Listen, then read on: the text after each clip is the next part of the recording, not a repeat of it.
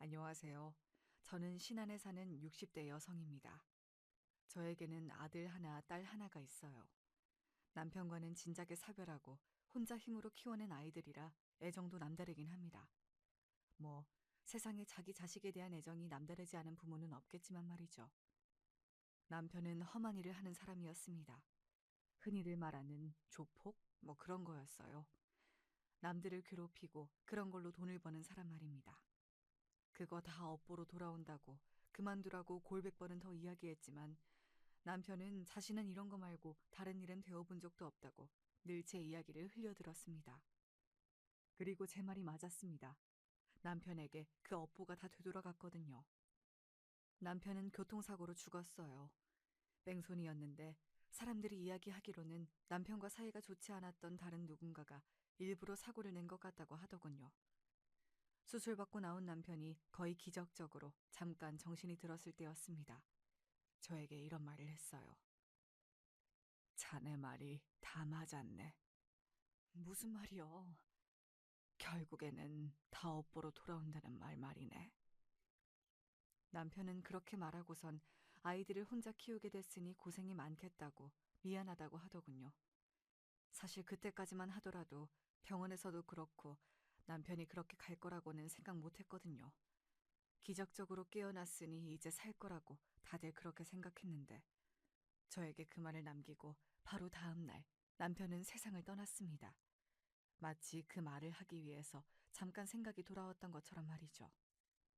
그렇게 저는 혼자 남겨져 아이를 키우게 되었습니다. 여자 혼자 촌에서 아이들을 키우기란 생각보다 어려운 일이었습니다. 정말 굳은 일이라는 일은 다 해가면서 힘들게 최선을 다해서 키웠지만 그럼에도 불구하고 아이들은 제 마음과 같이 자라주진 않았어요. 뭐 세상 모든 자식이 부모 속을 썩인다곤 하지만 저희 아들은 조금 더 유별나긴 했습니다. 아들놈은 자기 아빠를 그대로 닮았는지 아빠와 같은 일을 한다고 집을 나갔어요. 그날 저는 정말 바닥에 주저앉아서 대성통곡을 했던 게 기억이 납니다. 세상 어느 부모가 자식이 조폭을 한다는데 그러지 않을 수 있겠어요. 딸내미는 그래도 전문대학이지만 학교를 나와서 어디 작은 회사에 취직을 했습니다. 물론 저와 왕래는 거의 없긴 했어요. 그러다 결혼을 할 때쯤 찾아와서 이렇게 이야기하더군요. 나 결혼해야 하는데 돈 좀 있어? 라고 말이죠. 사위될 집안은 우리 집보다 훨씬 잘 사는 집인데 내가 모아둔 돈이 너무 없어서 그런다고요. 딸아이가 언젠가 결혼하면 줄 돈을 따로 모아놨던지라 그 돈을 건넸습니다. 제가 이렇게 했다고 하면 사람들은 매번 그렇게 호구처럼 당해주니까 자식들이 엄마를 더 우습게 본다고 뭐라고들 했지만 저는 아이들이 늘 불쌍했어요. 조폭이었던 아파 탓에 자라오면서 내내 손가락질을 당했고 게다가 가난하기까지 했으니 제가 자식들이었어도 이 집구석이 그리고 고향인 신안이 지긋지긋했을 겁니다. 그리고 딸아이는 이런 부탁도 하더군요. 오빠 그런 일 한다는 거 절대 이야기하지 마. 나 어디 외국에 나가 있다고 했어. 이야기 안 해. 큰일 나려고 그런 이야기를 하니? 그냥 확 죽어버렸으면 좋겠어. 딸아이가 조폭이 된 자신의 오빠를 보고 그렇게 이야기하면서 울었습니다. 자라오면서 내내 그것 때문에 사람들에게 손가락질을 당해왔었는데 어떻게 본인이 그런 일을 할 생각을 할 수 있는 건지 딸아이는 자신의 오빠를 도저히 이해하지 못했어요. 그건 뭐 저도 마찬가지긴 했습니다. 아들을 정말 이해할 수 없었거든요. 그래서 아들아이 없이 상견례를 하고 결혼식을 했습니다. 형님은 얼굴도 못 뵙고 결혼식을 하네요. 워낙 바쁜 애라 우리랑도 통화를 거의 안 해. 그래도 그게 아닌데 괜찮으니 너무 신경 쓰지 말게. 사위는 정말 좋은 사람처럼 보였습니다. 평범한 가정에서 태어나 나름대로 좋은 대학을 나와서 괜찮은 직장에 취직해서 안정적으로 사는 그런 사람 말입니다. 제가 딸아이가 그런 사람을 만나서 결혼을 했으면 좋겠다고 늘 생각했었거든요. 그래서 표현은 안 했지만 정말 눈물이 날 정도로 좋았었던 게 기억이 나네요. 그래서 더더욱 아들 이야기를 숨기게 되었던 것 같아요. 혹시나 남편이 그리고 아들이 무슨 일을 했는지 알게 될까봐 저도 두려웠거든요. 그래서 사위가 신안으로 찾아오겠다고 했을 때도 거절했습니다. 그래도 가서 인사를 드리는 게 맞는 것 같은데. 됐어. 이 멀리까지 오지 않아도 돼. 내가 조만간 서울 올라갈 일이 있으니 그때 서울에서 보면 되네. 바쁜 사람들이 뭐하러 여기까지 와. 혹시나 여기에 오게 되면 사람들이 저희 가족을 두고 하는 말을 사위가 듣게 될까봐 그게 몹시 겁이 났었거든요. 그래서 종종 제가 서울로 올라가 딸네 부부들을 봤지 절대 내려오게는 못했던 것 같습니다. 그러던 어느 날 딸아이가 임신 소식을 알려왔어요. 저는 정말 눈물이 났던 것 같아요. 잘 자라서 시집을 잘 가서 자신의 가정을 꾸리고 행복하게 잘 사는 것. 제가 꿈꿨지만 가질 수 없었던 걸 딸아이가 하나둘 이뤄가는 걸 보면서 대리만족도 되고 그리고 정말로 기쁘기도 했습니다. 그쯤이었던 것 같아요. 엄마, 나 왔어. 집을 나간 지 10년이 넘었습니다. 그런데 너무나 뜬금없이 그리고 마치 어제 나갔다가 오늘 들어오는 사람처럼 아들이 집으로 들어왔어요. 못 보는 사이 몸은 그전보다 2배는 커져 있었고 그 몸에는 성한 구석이 없이 상처와 흉한 문신들이 빼곡했습니다. 누가 반긴다고 집에 들어오길 들어와! 엄마, 그래도 너무 그러지 마. 하나뿐인 아들인데.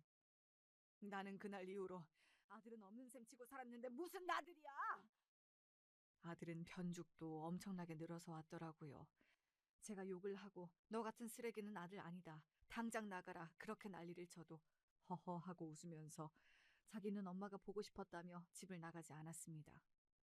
그리고는 어느 날은 봉투 하나를 쥐어주더군요.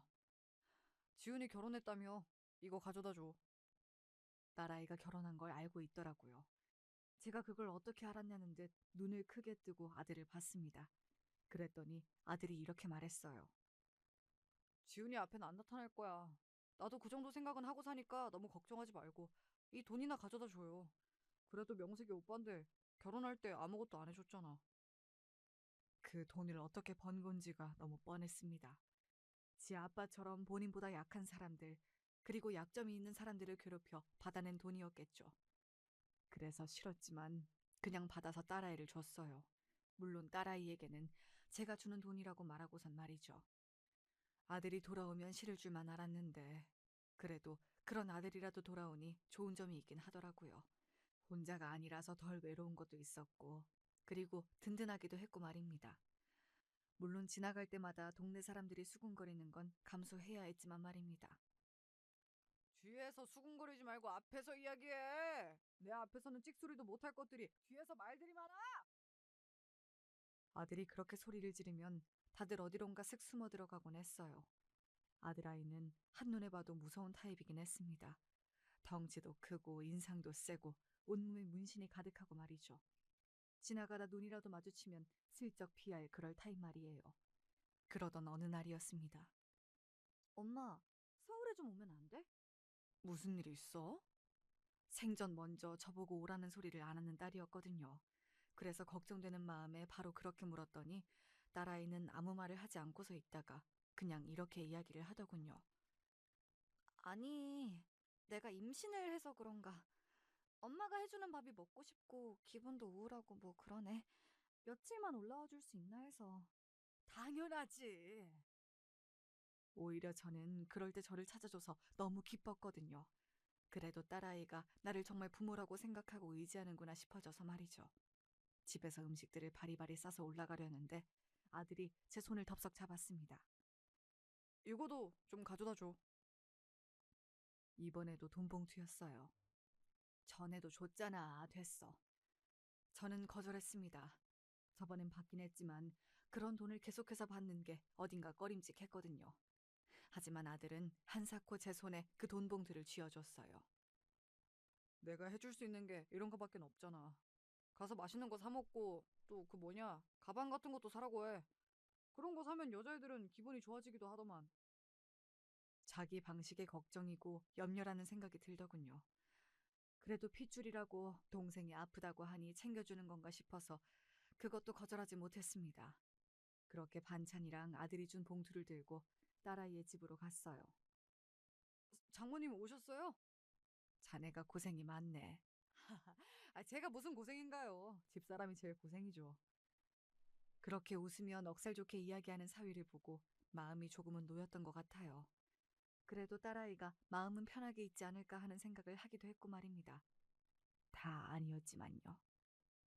엄마 왔어? 그래. 너 안색이 정말 왜 이래? 많이 안 좋아? 그때 딸아이가 힐끔하고 사위의 눈치를 보던 모습을 봤습니다. 저는 그걸 그냥 넘기지 말았어야 했어요. 당시에는 그냥 딸아이가 예민하기도 하고 여러 가지 생각이 많을 때이니 그런가 보다 했었는데 그게 아니었어요. 나중에 알고 나서 그때 진작 알아차리지 못했던 게 너무 후회가 되더라고요. 딸아이의 집에 며칠 있게 되면서 사실 조금 쎄하다 싶은 부분들이 있긴 했어요. 자기, 장모님이 과일 깎아오셨는데 안 먹을 거야? 나 입맛이 없네. 그래도 어른이 당신 먹으라고 주신 건데 성의를 생각해서라도 먹어. 아니, 정말로 입맛이 없어서 그래. 저는 먹기 싫으면 안 먹어도 된다고 이야기하려 했는데 사위가 과일 그릇을 들고서는 딸아이를 빤히 보더라고요. 그리고 딸아이는 그런 사위를 보고서는 어딘가 아차하는 얼굴로 자리에서 벌떡 일어났습니다. 먹을게. 먹기 싫으면 안 먹어도 돼. 아니, 보니까 갑자기 먹고 싶어졌어. 그뿐만이 아니었어요. 묘하게 딸아이는 사위의 눈치를 보고 있는 것처럼 보였습니다.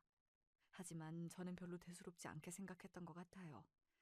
딸아이가 정신적으로 힘들어 보이는 상태이기도 했고, 사위가 저에게 깍듯하게 잘해서이기도 했지만, 지금에 와서 생각해보면 그런 사람이라는 걸 생각조차 하고 싶지 않아서가 가장 큰 이유였던 것 같습니다. 엄마 갈게. 필요하면 또 부르고, 알겠지? 장모님 귀찮게 자꾸 그럴 수 있나요? 나는 정말 하나도 안 귀찮아. 다 해줄 수 있으니까 꼭 필요하면 연락해. 응, 알겠어. 연락할게. 며칠 같이 지내면서 사위가 마냥 좋은 사람은 아닐 거라는 생각을 하긴 했습니다. 어딘가 묘하게 딸아이를 무시하는 듯한 말투와 통제하려고 하는 것 같다는 느낌을 받았었거든요. 그리고 저에게도 이상한 말을 했던 적이 있어요. 다 큰 딸이 부모님 귀찮게 하고 그러면 안 되는 건데요. 그래도 지금 임신을 한 상태이지 않나. 원래 아이를 가지면 여자들은 다 엄마가 보고 싶고 예민해지고 그런 거야. 남들 다 낳는 애 참 유난이에요. 그죠? 본인은 농담이라고 하긴 했지만 그 말이 저는 완전한 농담으로만은 들리지 않았던 것 같아요. 하지만 저는 오히려 사위의 눈치를 봤습니다. 딸아이가 혹시나 사위의 심기를 거슬러서 사위가 나에게 그러는 건가 싶고 말이죠. 사위가 쎄했던 건 그뿐만이 아니긴 했습니다. 하루는 제가 한 반찬과 같이 밥을 먹는 날이었어요. 가만히 밥을 먹던 사위가 저를 보고는 이렇게 말하더군요. 장모님 오랫동안 혼자 애 키우느라 고생만 하셔서 그런지 음식 실력은 썩 좋은 편은 아니시네요. 사실 장모의 음식이 마음에 들지 않는다고 해도 그렇게 직접적으로 말하는 경우가 흔한 건 아니었잖아요. 그래서 꽤나 당황했던 기억이 납니다. 그런 저를 보고 사위는 웃으면서 농담이라고 했지만 절대 농담처럼 들리진 않았던 것 같아요. 우리 형편에 그리고 우리 주제에 그런 사위를 본 게 정말 다행이라고 생각하고 있었기 때문에 더 눈치를 보고 맞춰주려고 하고 그랬던 것 같네요.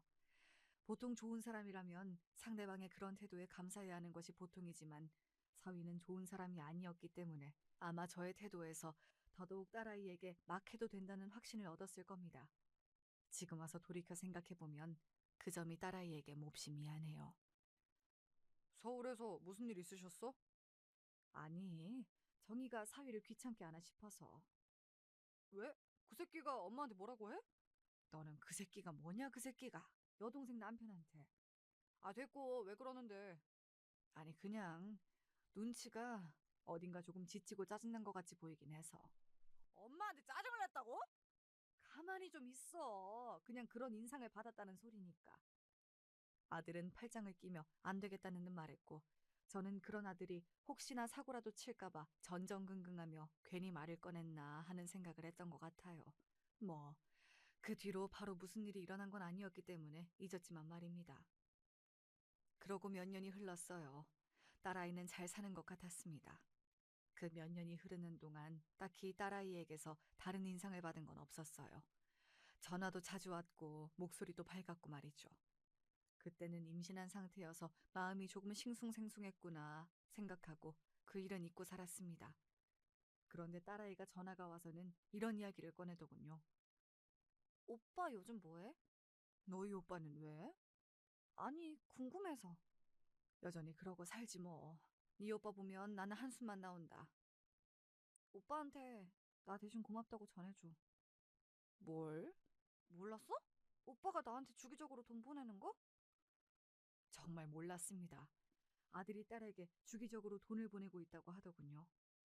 그래서 아들에게 물었더니 엄마가 그때 걱정되는 것 같다, 우울증인 것 같다라고 했던 말이 신경이 쓰여서 여자들은 가방을 사고 옷을 사고 하면 스트레스가 풀린다길래 그런 걸로라도 풀어라 싶어서 돈을 계속 보내고 있었다고 하더군요. 방식이 딱히 마음에 드는 건 아니었고 그 돈을 어떻게 벌었는지 그 누구보다 잘 알고 있었기 때문에 마음이 불편하긴 했지만 그래도 동생을 생각해서 하는 행동이니 뭐라 말할 순 없었습니다. 다 본인 방식의 표현이었을 테니까요. 귀엽더라. 누가? 내 조카. 너 미나 보러 갔었어? 걱정하지 마. 멀리서 그냥 보고 오기만 했어. 그래도 내 조카라는데 궁금은 하잖아. 그래도 그러지 마. 혹시 나중에라도 알면 어떡하려고 그래. 그냥 얌전하게 옷 입고 얌전하게 굴 테니까 미국에서 돌아왔다고 하고 자리 한번 마련해주면 안 돼? 나 진짜 걔 한 번만 가까이서 보고 싶어서 그래. 아들은 손주를 보고 와서는 약간 눈이 돈 것 같았습니다. 본인에겐 첫 조카이니 얼마나 예뻤겠어요. 그리고 제 손녀라서 하는 말이 아니라 손녀는 정말로 예쁘게 생겨서 주변 사람들이 다 돌아볼 정도였거든요. 몇 번을 졸라대서 딸아이에게 물었습니다. 그런데 딸아이는 의외로 흔쾌히 허락을 하더군요. 알겠어. 오빠 오라고 해. 걱정 안 돼? 인제 와서 그런 거 걱정할 게 뭐가 있어. 그리고 오빠가 얌전히 있겠다고 했다며.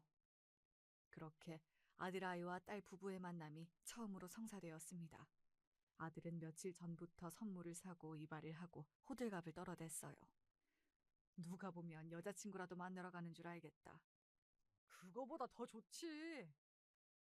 입에 귀에 걸려서는 그렇게 말하는 아들을 보고서는 마음이 좋기도 하고 어딘가 짠하기도 하고 그랬던 것 같아요. 본인이 잘만 살았으면 진작 보고도 남았을 조카를 이렇게 힘들게 이렇게 오랜 시간이 지나서야 볼 수 있는 상황이라는 게 말입니다. 아이고 형님 처음 뵙겠습니다. 그동안 이야기만 들었는데 인사가 늦어서 미안하네. 꼴에 그래도 손 윗사람이라고 그렇게 이야기를 하는 게 웃겨서 속으로 웃었던 기억이 나네요. 아들은 비싼 집에서 밥을 사고 아이에게 선물들을 안기고 그리고 내내 자기 조카에게서 눈을 떼지 못했습니다. 그렇게 좋아하는 모습은 또 처음 봐서 저런 면도 있구나 싶더라고요. 형님도 얼른 결혼하셔서 아이 낳으시죠? 나는 안 해. 왜요? 그냥 혼자 사는 게 좋아. 아마도 아들은 본인이 결혼해서 자식을 낳으면 그 자식도 자기처럼 될 거로 생각하는 모양이었어요. 언젠가 비슷한 이야기를 했던 적이 있었거든요. 무슨 대물림도 아니고 결국에는 자신도 이 일을 하게 된 게 어딘가 운명 같다고 말이죠. 그리고 대물려주고 싶진 않다는 말도요. 어쩜 이렇게 예쁠까. 얘 자라는 동안 학비나 시집 보내는 건 다 내가 해줄 테니까 예쁘게만 키워. 알았지? 그렇게 좋아? 그러게. 좋네. 핏줄이란 게 이런 건가 보다 싶고. 아들의 그런 모습을 보며 그래도 가족은 가족이구나 하고 생각했던 것 같아요. 그런 딸과 아들, 그리고 자기 딸아이를 보는 사위의 표정이 어딘가 마음에 걸리긴 했던 것 같습니다. 마음에 안 드는 듯한 얼굴을 하고 그 세 사람을 바라보고 있었거든요. 그리고 그걸 느낀 건 저뿐만이 아닌 듯 했어요. 좀 이상하지 않아? 지은이 신랑? 어디가? 그냥 뭔가 좀 사람이 좋은 사람은 아닌 것 같은데. 나 원래 그런 쪽으로는 눈치 엄청 빠른 거 알잖아. 아들은 아무래도 그런 일을 하다 보니 그런 쪽으로는 눈치가 참 빠른 편이긴 했거든요. 사실 저도 내내 느껴왔던지라 아들이 하는 이야기를 그냥 넘길 수만은 없었습니다. 그래서 언젠가 한 번은 딸아이에게 물어봤어요. 이서방, 너한테 잘해주냐? 딸의 대답이 뭐였는 줄 아세요? 바로 응이 아니라 왜였습니다. 그 대답을 듣고 알 수 있었습니다. 정말 잘해주면 무슨 일 때문에 그러냐, 잘해준다 이렇게 대답해야지. 왜라고 묻진 않잖아요. 제가 몇 번을 더 캐묻자 딸아이는 한숨을 크게 쉬더니 꽤 충격적인 이야기를 시작했습니다. 사람이 워낙 가부장적이고 본인이 통제하는 걸 좋아해서 힘들긴 해. 자기 말 안 들으면 큰일 나는 사람이라. 때리기도 하냐는 제 질문에 딸아이는 아무런 대답을 하지 못하더군요. 저는 굉장한 충격을 받았던 것 같아요. 사실 제 남편도 한때 저에게 폭력을 행사하던 시기가 있었기 때문에 딸아이의 그 이야기가 더 끔찍하게 들려왔던 것 같습니다. 제가 그 고통을 알아서 아마 더 그랬던 것 같아요. 이혼할 생각이 있니? 모르겠어. 또 멀쩡할 땐 멀쩡해서. 딸아이는 진심으로 헤어지는 건 고민을 하는 중인 것 같았어요. 사실 그 이야기를 듣는 순간 당장이라도 딸아이를 데리고 나오고 싶었지만 쉽사리 그럴 순 없었습니다. 사실 함부로 끼어들 수 없는 문제이기도 했잖아요. 제가 생각해낸 방법은 이거였어요. 내가 이번 주에도 너희 집에 가마. 신안에서 여기가 어딘데 너무 멀어. 그래도 불안해서 안 되겠다. 되도록 자주 딸아이의 집으로 찾아가기로 한 겁니다. 딸아이를 옆에 두고 봐야 마음이 조금이라도 편할 것 같았거든요. 하지만 그런 제 생각은 역풍 아닌 역풍을 불러오고 말았습니다. 아니, 오늘도 계시네? 술에 취한 사위가 늦은 밤 집으로 들어와 저를 보고는 그렇게 이야기했어요. 분명한 적의가 있는 표정과 말투였습니다. 저는 당황했지만 최대한 그렇지 않은 척 표정 관리를 하며 사위에게 말했어요. 손녀딸이 너무 보고 싶어서 말이지. 그렇게 말하는 저를 사위는 가만히 바라봤어요.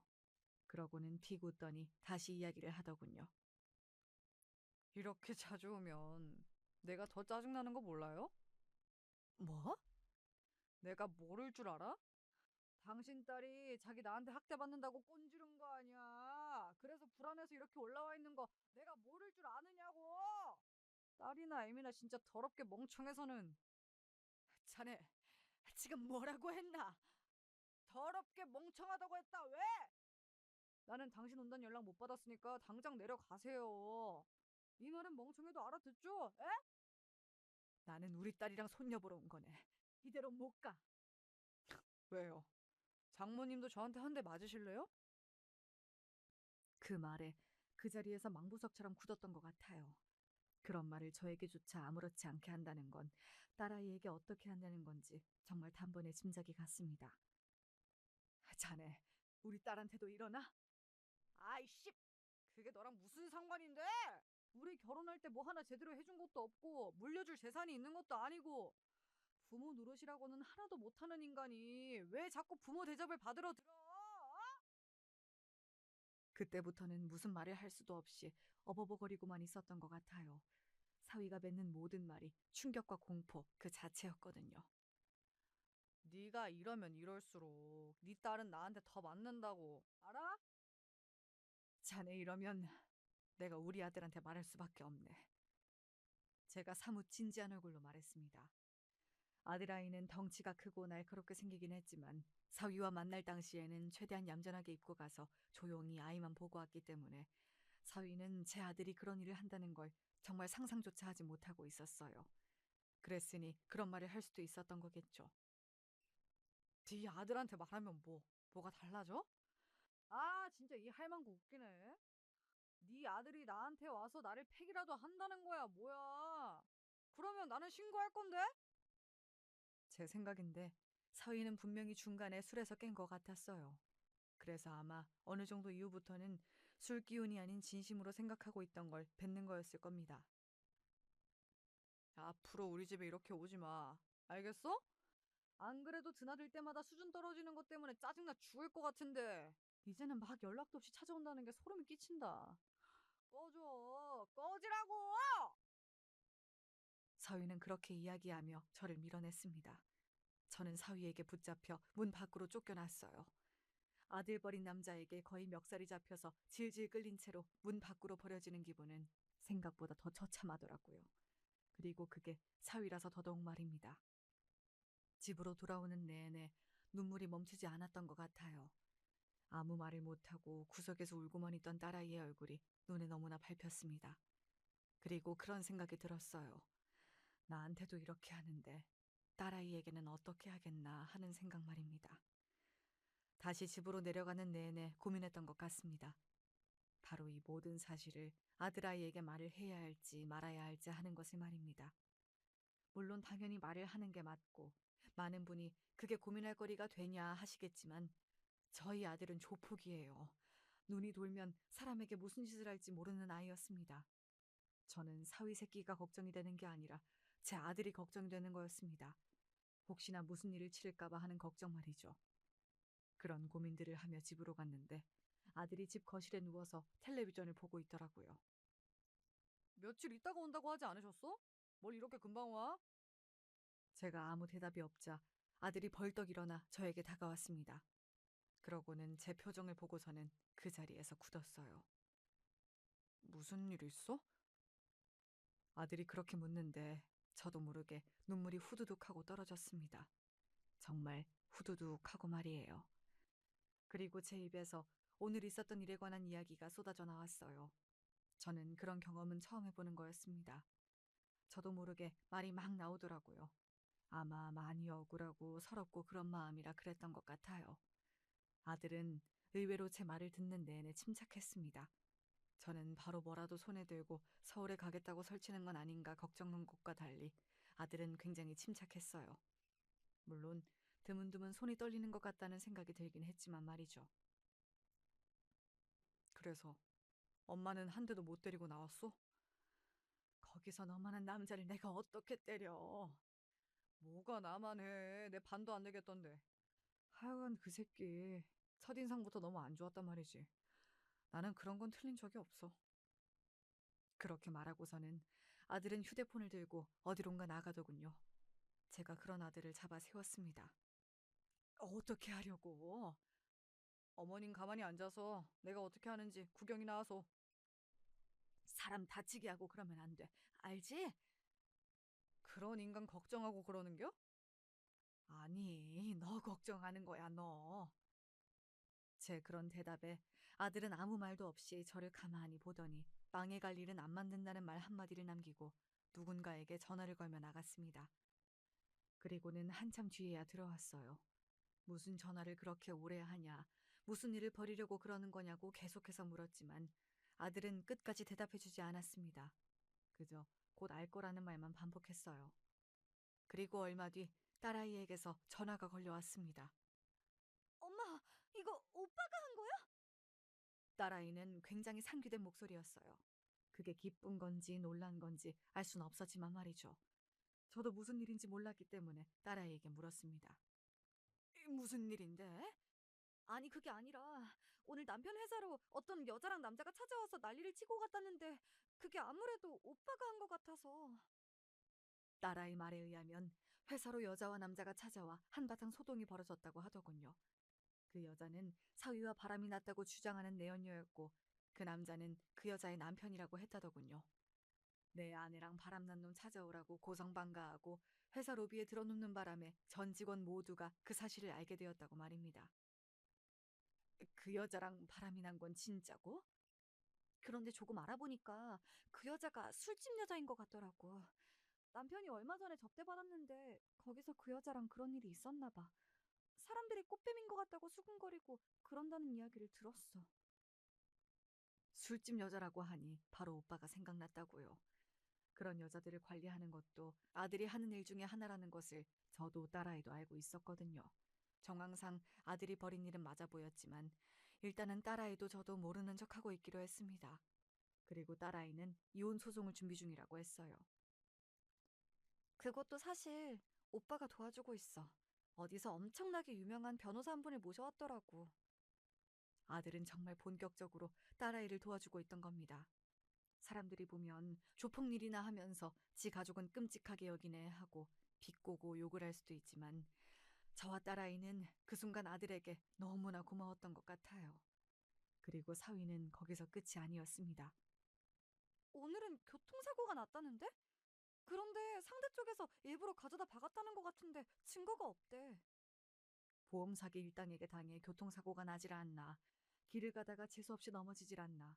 어느 날은 지갑을 잃어버리기도 하는 둥 사위에게 좋지 않은 일이 계속해서 일어난다고 했습니다. 그래서 요즘 사위가 굿이라도 해야 하나 그러고 있다면서 말이죠. 다행인 건 그렇게 정신이 없으니 딸아이에게 관심이 덜해서 그 전보다 편하다고 하더군요. 사위는 딸아이가 이혼 소송을 진행하고 있다는 걸 전혀 모르는 듯 했습니다. 소장을 받고 나서야 알게 된 것 같더라고요. 소장을 보낸 날 딸아이는 그 집을 나왔습니다. 그리고는 아들아이가 얻어준 오피스텔로 옮겼어요. 그곳은 제가 그 뒤에 가봤는데 굉장히 좋기는 하더라고요. 사위는 딸아이의 휴대전화로 수십 통의 전화를 했던 것 같습니다마는 딸아이는 이미 자신의 오빠에게 휴대폰을 반납한 상태여서 통화를 하진 못한 것 같았습니다. 제가 이틀 뒤쯤 딸아이가 있는 곳으로 갔을 때는 심지어 문 앞에 누군가 한 명이 서서 딸아이가 지내는 곳을 지키고 있었어요. 아이고, 어머님. 들어오고 나갈 때마다 어머님이라고 불리면서 90도로 인사를 깍듯하게 해서 부담스러워했던 기억이 나네요. 그리고 사위는 얼마 지나지 않아 저희 아들이 조폭이라는 걸 알게 되었습니다. 사위가 어떻게 알았는지 딸아이가 있는 곳으로 찾아왔거든요. 야, 이년아! 내가 너를 가만히 둘 것 같아? 가만히 안 두면 뭐 어쩔 건데, 니까짓 게. 아들이 그 전과는 다른 모습을 하고 사위 앞에 나타났어요. 일부러 문신이 다 보이게 입은 반팔과 반바지, 그리고 그동안 숨기고 있었던 험악한 표정과 말투. 사위가 순식간에 기가 죽는 게 보였습니다. 뭐야? 뭐긴 뭐야. 지은이 오빠잖아, 이 새끼야. 그 말이 아니고, 뭐 하는 분이신데요? 그때 문 앞을 지키던 아들의 밑에 사람같이 보이던 남자가 나섰습니다. 팔을 걷어붙이고 말이죠. 그 사람의 팔에도 엄청난 문신들이 가득했어요. 뭐 하는 분이면 네가 그걸 알아서 어쩔 건데. 너 같은 게 우리 형님을 어떻게 할 수나 있어? 그냥 찌그러져서 닥치고 있으라고. 아! 사위는 명백하게 쫑게 보였습니다. 그런 사위를 향해 아들이 이야기했어요. 좋은 말로 할 때 내 동생이 달라는 거 다 주고 이혼 도장 찍어라. 안 그러면 너 정말 피 보는 수가 있다. 알겠어? 아들이 소리를 지르며 대답하라 했지만 무서웠던 건지 아니면 차마 그렇게는 하라고 못하겠던 건지 사위는 아무 대답을 하지 않더군요. 그래서 아들이 다시 한번 소리를 질렀습니다. 그 소리는 너무 커서 저도 화들짝 놀랐었던 것 같네요. 대답 안 해, 이 새끼야! 네, 알겠습니다. 사위는 그러고 주랭랑을 쳤어요. 아마 엄청나게 겁을 먹었을 겁니다. 원래 그렇게 자기보다 약한 사람을 괴롭히면서 산 사람들이 자기보다 강한 사람이 나타나면 엄청나게 쫄고 겁을 먹고 그러더라고요. 아들이 보통 내기가 아니라는 것 또한 바로 알 수 있었을 거고 말이죠. 그리고 며칠 뒤 사위는 달라는 건 다 줄 테니 제발 이혼해달라고 사정하러 찾아왔어요.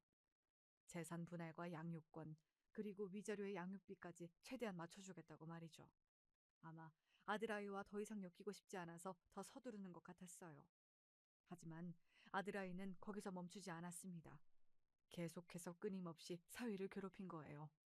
그동안 바람이 났던 일들이 사내 게시판에 줄줄이 올라오고 아내와 딸을 학대했다는 이야기가 나오기도 하고 결국엔 그 회사에서 잘렸고 말입니다. 사고는 계속 나고 집 밖으로 나오면 누군가 시비를 걸고 그러다 보니 사위는 집 밖으로 더 이상 나오지 않고 안에서 컴퓨터 게임 같은 것만 하면서 배달 음식을 시켜 먹는 것 같았습니다. 완전 폐인이 되어가고 있는 거였죠. 사위는 그 모든 일을 아들이 했다는 것을 알고 있었습니다. 하지만 한 번 봐서 알았듯 아들은 쉽사리 건드릴 수 있는 사람이 아니었으니 그렇게 조용히 있는 거였고 말이죠. 그리고 또 일이 하나 터졌습니다. 야! 보자 보자 하니까 너무한 거 아니냐? 어? 여기까지 와서 또 무슨 짓인가? 이것도 당신 아들이 한 짓이지? 어? 그러면서 사위는 저에게 뭔가 하나를 던졌습니다. 그 안에는 사진이 들어있었어요. 그리고 그 사진에 찍힌 사람은 사위가 아니라 사돈댁 사람들이었습니다. 그들의 각종 어두운 비밀들이 가득한 그런 내용들이었지만요. 뭐 어둡다 해서 대단히 큰 범죄를 저지르거나 했다는 게 아니라 이런 거 말입니다. 불륜이라든지 사기를 당해서 빚이 생겼다든지 그리고 그걸 사돈 처녀의 예비시댁에서 알게 되어서 그 결혼이 파투가 났다든지와 같은 것들이요. 그 중에서 가장 큰 건 사돈댁이 살던 집이 집주인이 바뀌면서 당장 내일 집을 나가라 한 것이었어요. 원래 사돈댁이 그 근방에서 가장 싸게 그 집에 살고 있었다고 했거든요. 집주인과 친분이 있어서 말입니다. 그런데 집주인이 바뀌면서 잘 살고 있던 집에서 쫓겨나게 된 겁니다.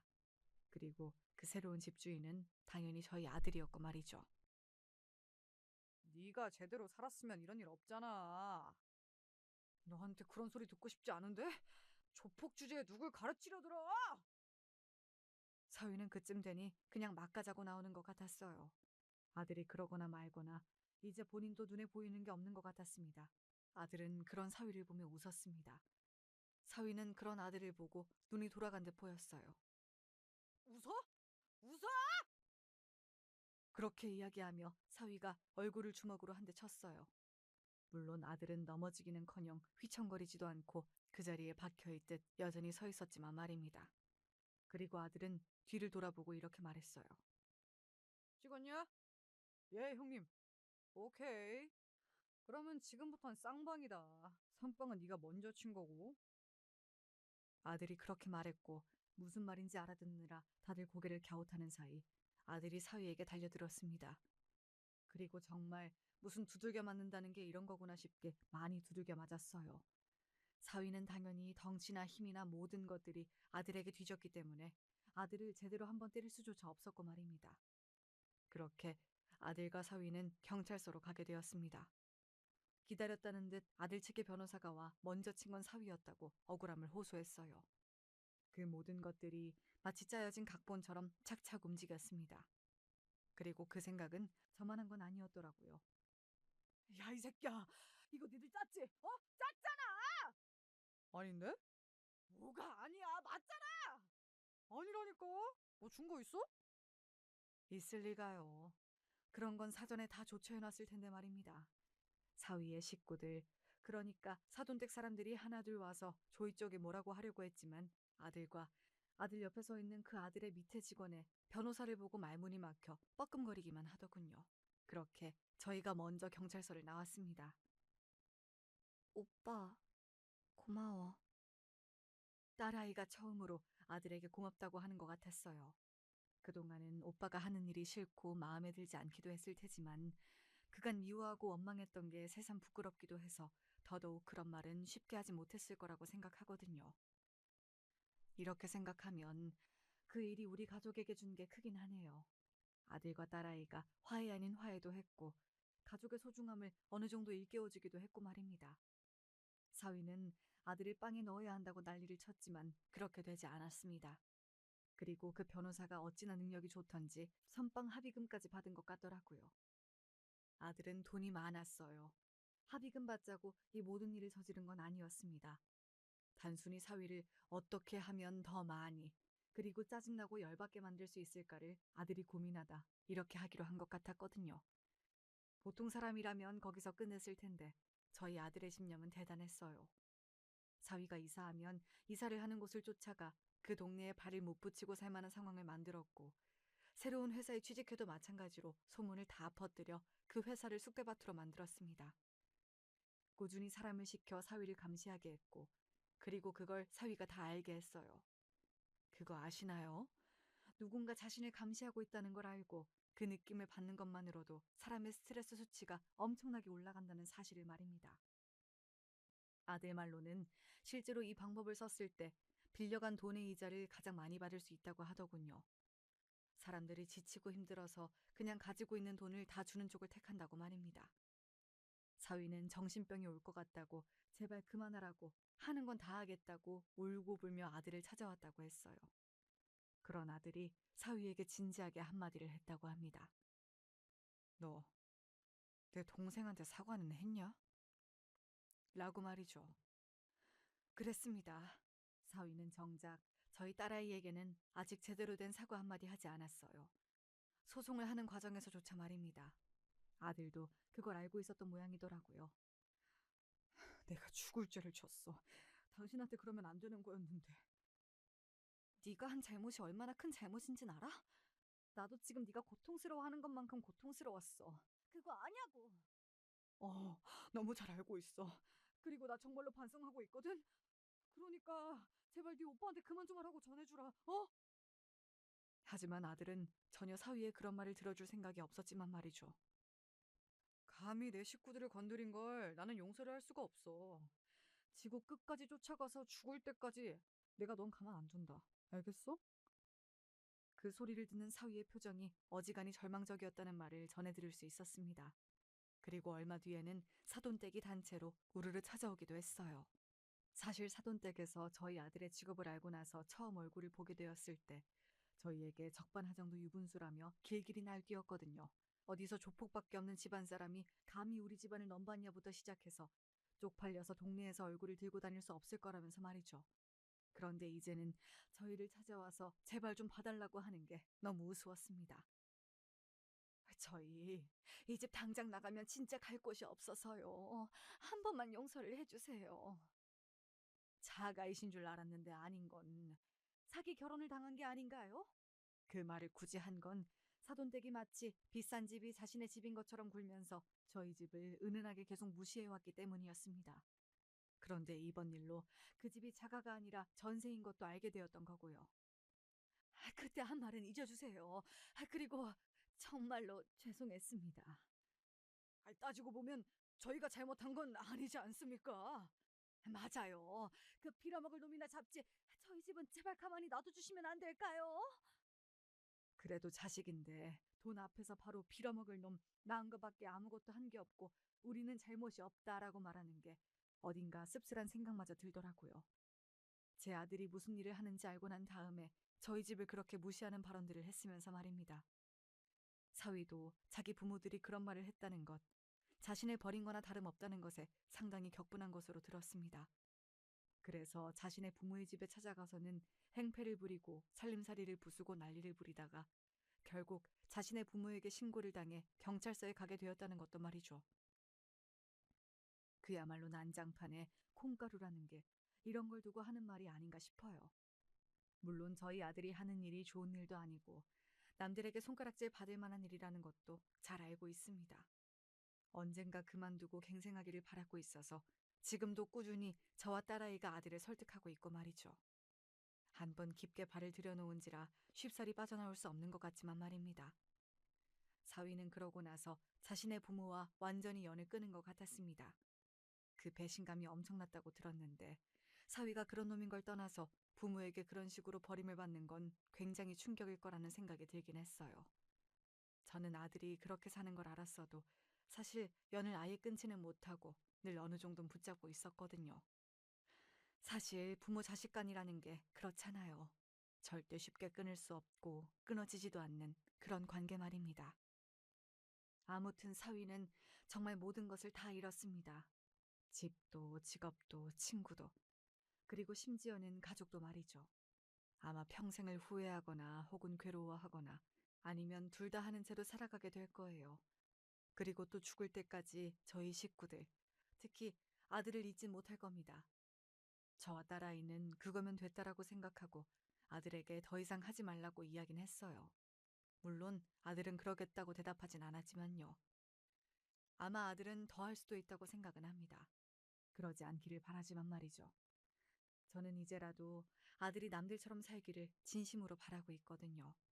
본인은 그렇게 살 수 없다고 이미 늦었다고 이야기하지만 저는 늦지 않았다고 생각해요.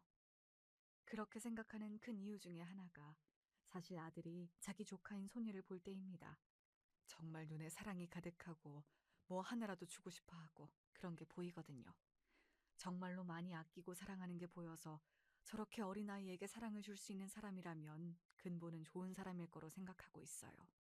사실 저희 남편이 그러기도 했고 말입니다. 그래서 저는 오늘도 열심히 아들을 다양한 방법으로 설득 중이에요. 직접 말로 하기도 하지만 손녀와 놀게 하면서 세상을 조금 따뜻하게 봤으면 하기도 하고 그러다 보면 달라지고 싶어지지 않을까 하는 생각도 들어서 말이죠. 소중한 게 생기면 사람이 달라지기도 하잖아요. 오늘 제 이야기는 여기까지입니다. 아마 그 누구도 사위의 이런 결말을 예상하지 못했을 거예요. 당연하죠. 이런 걸 누가 예상이나 하냐고요. 알고 봤더니 아내의 친오빠가 조폭이라 상상도 못할 방식으로 복수를 당한다. 이렇게 이야기하니까 어디 뭐 영화나 드라마에서나 나올 법한 이야기긴 하네요. 사실 그래서 사연을 쓰게 된 것도 있습니다. 많은 분들이 우아하고 들어주실 것 같아서 말이죠. 사연이 길어졌네요. 주절주절 이야기하느라 이만큼 길어진 줄도 몰랐습니다. 저는 인제 그만 여기서 이야기를 마치도록 하겠습니다. 아, 한 가지. 저희 아들이 갱생하고 잘 살 수 있는 방법 같은 게 생각이 나시면 댓글로 달아주세요. 제가 와서 읽어보고 괜찮다 싶은 것들은 한번 시도해 보겠습니다. 들어주셔서 감사합니다. 언제 어디서나 건강하세요.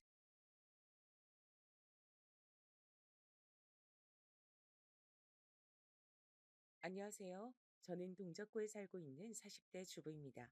제 일은 아니지만 요즘 마음이 너무 뒤숭숭해져서 어디든 터놓고 싶어 이렇게 사연을 보냅니다. 다름이 아닌 저의 시댁 때문인데요.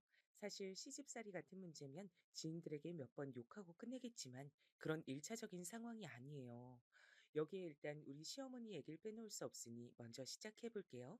저희 어머니는 우리 부부가 결혼할 무렵부터 뭔가 수심이 그득해 보이시고 건강도 안 좋아 보이셨어요. 저희 친정엄마도 그걸 보고 꽤 걱정하는 눈치셨고요. 지영아, 네 시어머니 어디 아픈 거 아니니? 얼굴색이 엄청 어둡고 안 좋아. 네 막내 이모가 건강 안 좋을 때 저랬는데 나이도 뭔가 그 또래인 것 같고 말이야. 상견례 때도 보니 좀 울상이더라고. 그렇다고 뭐 까탈스러워 보이는 타입은 아닌데 네가 볼 땐 어때? 내가 그동안 우리 어머니 갖고 뭐 딱히 얘기한 게 없잖아. 결혼 준비할 때도 이래라 저래라 하신 것도 없고 진짜 말이 엄청 없으셔. 대신 답답하긴 하지. 내가 제대로 하고 있는 건가 아닌가 그런 확인이 전혀 없으니까. 저희 어머니는 키도 한 170 정도 되시고 그 시대 여자분 치곤 확실히 호리호리하고 눈에 확 들어오는 타입이었어요. 미인상은 아니시지만 아무튼 인상이 나쁘진 않았는데요. 저도 약간 염려한 부분이 있었답니다. 소위 요즘 남편감 얻을 때 효자인지 아닌지 잘 봐야 된다 그러잖아요. 이때 남편이 엄청 자기 엄마 걱정을 했거든요. 나는 우리 엄마가 좀 짠해. 당신도 보면 알겠지만 우리 아버지 성격이 엄청 세거든. 저렇게 자기 주장 강하고 본인 말만 해야 되는 타입이라 엄만 매번 눌려서 지냈어.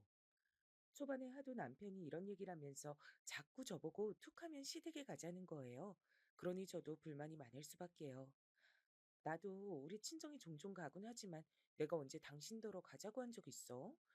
효도는 제발 좀 각자 알아서들 하자. 왜 자꾸 본인이 못한 효도를 배우자 시켜서 하려 그래? 당신이 어머니 챙기면 되는 거야. 내가 왜 명절도 아닌데 자꾸 들락날락 해야 돼? 그런데 이 효자 남편은 아랑곳 않고 절 자꾸 시댁에 데려갔고 나중엔 외려 어머니가 귀찮아하시더라고요. 아이고, 뭘 그렇게 자주 볼라 그래. 니들도 집 정리하고 할 일들도 많지 않냐. 정민이 너도 그만 좀 드나들어.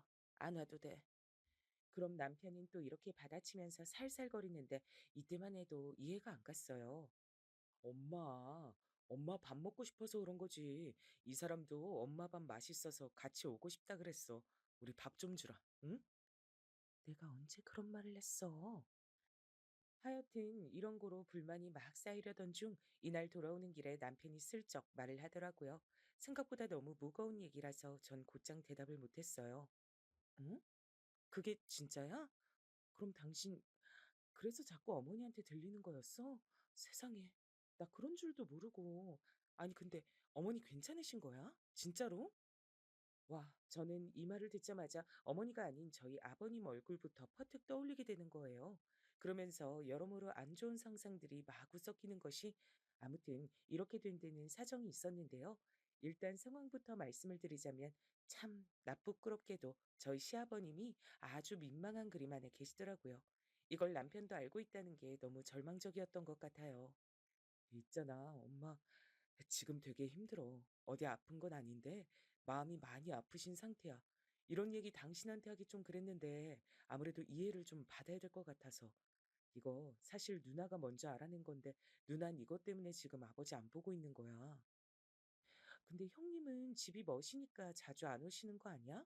우리 결혼식 때도 금방 가시긴 했던 것 같은데. 그리고 이어지는 남편의 말에 전 일순간 숨이 멎는 듯 했어요. 아버님 그렇게 안 봤는데 말이에요. 음, 아버지 말이야. 그 만나는 분이 있어. 그걸 엄마도 알고 누나도 알고 나도 안지 좀 됐어. 뭐? 지금? 지금 말하는 거야, 당신? 아버님이 그럼 외도를 하고 계신단 거야? 지금도? 남편은 이렇게 객관적인 단어가 등장하니 더 수치스럽고 불편했는지 고개를 팍 숙이더라고요. 여보, 미안해. 아니, 근데 잠깐만.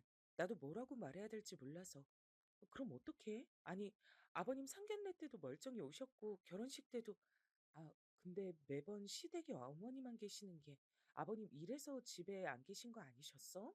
그것도 맞는데 집에 들어오시긴 하지만 그 만나는 아줌마 그쪽으로 가시나 봐. 그러니 엄마도 속이 아닌 거야. 누나가 처음에 아버지 핸드폰 고쳐드리다가 보게 돼서 그때 난리도 아니었어. 여기까지 듣고 전 충격이었던 게 이제 막 알게 된 내용인 줄 알았거든요. 그래서 빨리 조치를 취해야 하는 게 아닌가 했는데 이미 할 만한 건 다 했던 거예요. 그래서인지 이 말을 하는 남편의 표정도 똑같이 어머니처럼 그림자가 지더라고요. 아마 당신이 생각할 법한 것들은 다 해본 것 같아.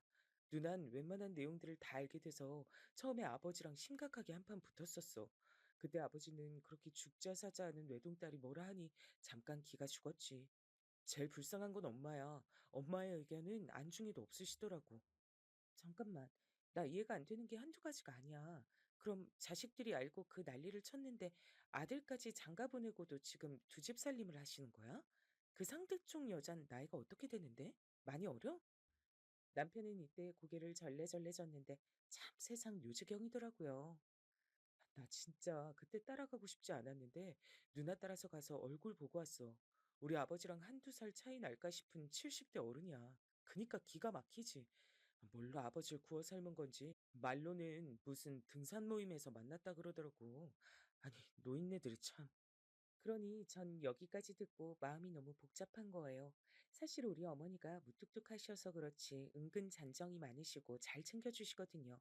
친정 엄마가 계단에서 구르셔서 다쳤을 때도 뼈에 좋다고 직접 곰탕도 구워서 보내주시고 그랬어요. 어머니, 저희 엄마가 너무 감사하다고 평소 사골 좋아하는데 손 많이 가서 안 해 드신다고 따로 뭐라도 좀 보내드리고 싶다고 하셔서요. 제가 주소 보내드려도 될까요? 이러면 어머니는 한사코 거절하시는 분이었어요. 아니야, 아니야, 됐어. 나 먹으려고 끓인 건데 너무 많아서 그쪽에 보낸 거야. 계속 그렇게 주거니 받거니 하면 이것도 부담돼서 못해. 그냥 아무것도 하지 마시라 그래. 드시고 기운 차리면 그걸로 끝이지 뭐.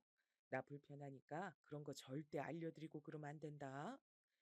이렇게 소탈하시고 사람한테 패기치는 거 싫어하시는 분인데 그래서 외려 제가 더 어머니를 어려워하고 불편해할 때가 있어요.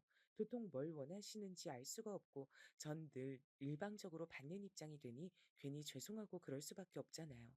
근데 그런 어머니에게 저런 충격적인 사건이 있었다니 마음이 도통 놓이질 않았어요. 아, 그럼 지금 어머니는 계속 힘드신 상태구나. 설마 당신 결혼할 때까지 참으신 거 아니야? 그게 아버지가 진짜 너무 이해가 안 돼. 나는 나까지 손절할 수 없어서 순서가 밀린 것뿐이지. 나도 맘 같아선 아버지랑 영 끊고 살고 싶다니까. 누난 엄마 불쌍하다고 아버지랑 아예 완전히 끊어버렸어. 근데도 아버진 계속 저렇게 홀려서 그 집 왔다 갔다 하시잖아. 실은 누나가 이혼까지 하라고 그렇게 얘기했거든. 여기에 눈이 펄쩍 뜨인 저는 그 뒷일이 궁금해서 입을 다물고 있었는데요.